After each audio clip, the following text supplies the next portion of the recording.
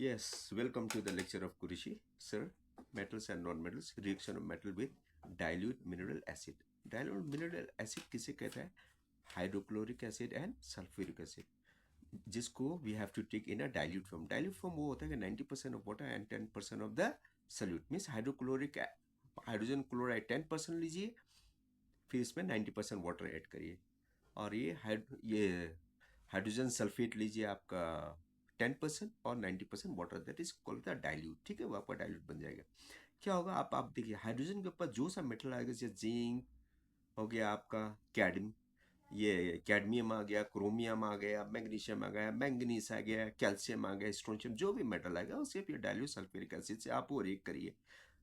अब हम मैंने यह लिया है वो जिंक ग्रैन्यूल्स को sulphuric acid, dilute sulphuric acid 90% water है और 10% सल्फ्यूरिक एसिड को मैंने रिएक्ट करा। तो क्या करा, जिंक करे वो डिस्प्लेस करके जिंक सल्फेट प्लस हाइड्रोजन।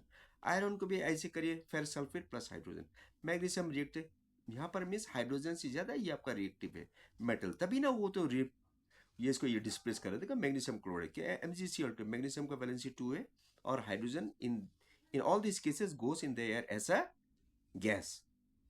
ये देखो ये लैब में कैसा ये प्रिपरेशन करता है। देखो ये एक तो वो टेस्ट ट्यूब ले लिया, टेस्ट ट्यूब लेके आपका आप ये दो ओपनिंग बनाइए। एक ओपनिंग से डाइल्यूट सल्फ्यूरिक एसिड को आप ऐड करिए, फर्स्ट वाला रिएक्शन ड्रॉप वाइज। ठीक है, और यहाँ पर वो जिंक ग्रैन्यूल्स को ले, zinc granules means small small particles of the zincs. फिर ultimately the reaction start. As soon as the reaction start, यहाँ पर फॉर्मेशन ऑफ जिंक सल्फेट यहाँ पर यहाँ स्टार्ट हो जाएगा।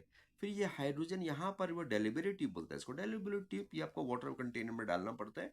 फिर यहाँ से ये आपका बबलिंग है, मतलब this is nothing but bubbling is nothing but the hydrogen gas liberation. फिर वहां पर आपको कैंडल लाइए या आपका वो लाइटर लाइए या mastic, it will start to burn. मतलब this is a confirmation case that hydrogen is going to be liberating, sorry. तो ये आपका left preparation, but we cannot use instead of the dilute sulfuric acid और hydrochloric acid हम लोग ना nitric acid से नहीं यूज कर सकते हैं।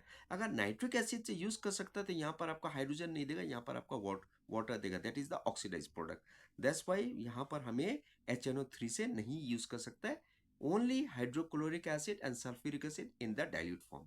ओके देन दोस्त हु अंडरस्टूड। और ये आपका सिंगल डिस्प्लेसमेंट रिएक्शन, देखो यहाँ पर जिंक, आयरन, मैंगनीज कुछ भी आप ले लीजिए, हाइड्रोजन से ऊपर जितना एलिमेंट होगा वो हाइड्रोजन को डिस्प्लेस करेंगे, और ये सब सॉल्ट के क्या बोलेगा हम लोग, आयनिक किया इलेक्ट्रोवैलेंट सॉल्ट, और ये हाइड्रोजन आपका रिलीज होगा। ठीक है ना, and this is nothing but the reaction of metal with acid.